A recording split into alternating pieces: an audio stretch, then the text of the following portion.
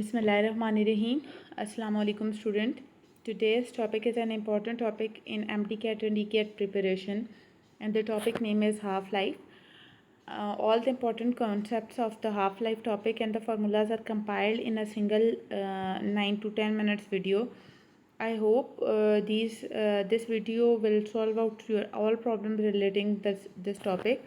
Important formulas relating the topic are compiled over here. Number of atoms undecayed, the formula is in your book, that is n is equals to 1 by 2 power of n naught. But the number of atoms decayed, the formula would be 1 minus 1 by 2 power of n naught. Likewise, you can calculate the mass, undecayed mass divided by 2 power of n. Undecayed mass, decayed mass can be calculated as 1 minus 1 by 2 power of n into mass given. Likewise, other formulas, which is decay fraction delta n divided by n is equals to lambda into delta t. Here the lambda is representing the decay constant. Likewise, rate of decay, which is also an important concept, that is delta n divided by delta t is equals to lambda n. In your book you have a formula, that is lambda t half is equals to log of 2. That is also an important formula. Similarly, the time for which certain element decayed is can be given in any numerical, and n is the number of times the number of half-lives which are passed, and t is the half-life. So you can calculate anything. If half-life was asked, time is given and n can be calculated. Similarly, if you have to calculate the number of half-life passed, then time should be given, and the t half, that means that half-life should also be given. Power of nuclear reaction can also be calculated as P is equals to n into E divided by T. Here n is the number of fission reactions which are acting, T is the time, and E is the energy released in one fission reactions.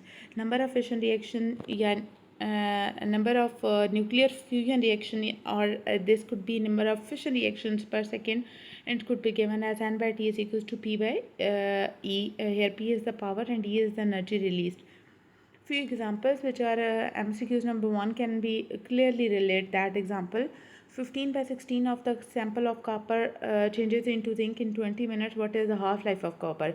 Now you are given with the decayed fraction time, and you have to calculate the half-life, and options are given. So you can calculate it first and then move to the solution of the video. So the solution could be calculated as it is number of atoms decayed is given in the question, which is 15 by 16 and naught. The formula for number of atoms decayed is 1 minus 1 by 2 power of n into n naught. And now just putting the values on both sides and then crossing n naught on both sides and solving out the equation, it turned out to be 1 by 2 power of n is equals to 1 by 16, and n turned out to be 4. Now the formula, as I have already given in the formula, that t is equals to time passed is equals to n time t half-life. So the time given is 20 minutes, and n is 4, and t half can be calculated, and it turned out to be 5 minutes. Likewise, another numerical which is very important, radioactive substance is half-life of 4 months. 3 by 4 of the substance will decay in. Now the question is 3 by 4 of the substance is given. It's the number of atoms which decay, not the number of atoms which are given or which are remaining. So this is the number of atoms which decay, and the half-life is given, and you have to calculate the time during which 3 by 4 of the substance will decay. So you can calculate it in the traditional way, as you know in your book the formulas is given, and then try it with this formula. Number of atom decay is equals to 1 minus 1 by 2 power n into n naught. Now the decayed friction is given as 3 by 4 n naught, and then solving out this, it will turn us 1 by 4 is equal to 1 by 2 power of n, and come out to be 2, and then putting this formula we will get the time equals to 8 months. So this is very easy. Likewise, if decay constant of an element and n is the number of radioactive nuclei, rate of decay was asked, then rate of the decay rate of the decay is given as lambda n. So I've already shared it within formulas.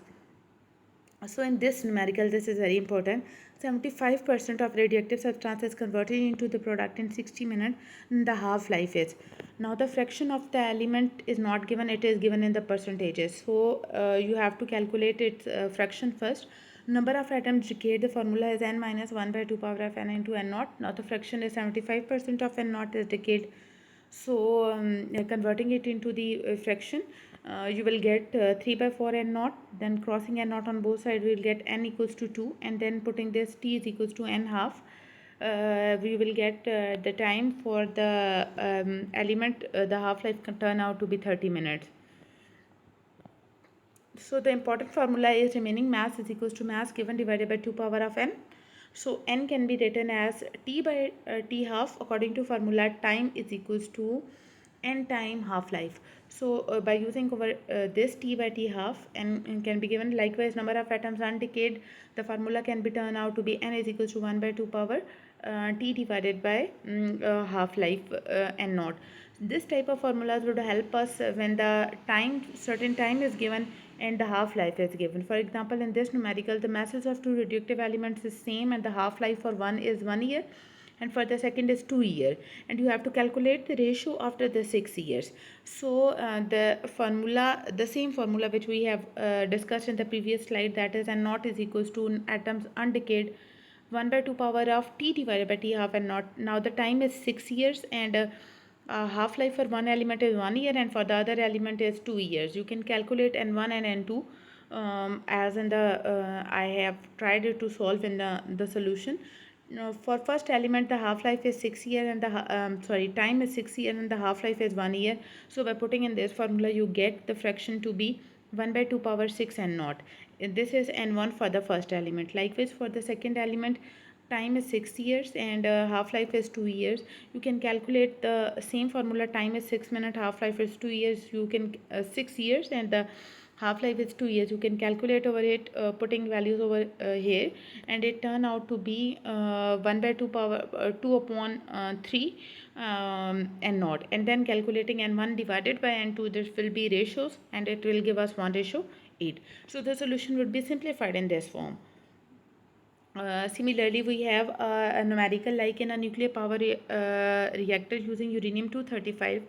The output power is 4.8 megawatt. Which of the following number of fission reactions per second take place? So the options are given, and the formula can be calculated as number of fission reactions n by t is equals to P upon E. So the in fission reactions 200 mega electron volt energy is released. 4.8 megawatt is co-divided by 200 mega electron volt, and then electron volt is 1.6 into 10 raised to power minus 19, and then solve it out and the answer turn out to be 1.5 into 10 raised to power 17, which is the option number D. Likewise, how much uranium will be left after the third half-life if its starting mass is 400? So the one method is to solve that starting mass is 400. After one half-life, the second mass will be 200. After third half-life, it would be 100. And after at the starting the mass is 400. Of first half-life it will be 200. After second half-life it would be 100, and after third half-life it would be 50. But this could be easily calculated by this formula. Undecayed mass is equal to mass divided by 2 upon n. Now 400 grams will be divided by 2 power 3, and this gave us 8, and then solve out it, the answer turned out to be 50 grams. So this type of numerical will be helping you to solve out the complex numericals and within very short interval of time. I hope this video will be a matter of help for you all. Good luck for your future. Thank you.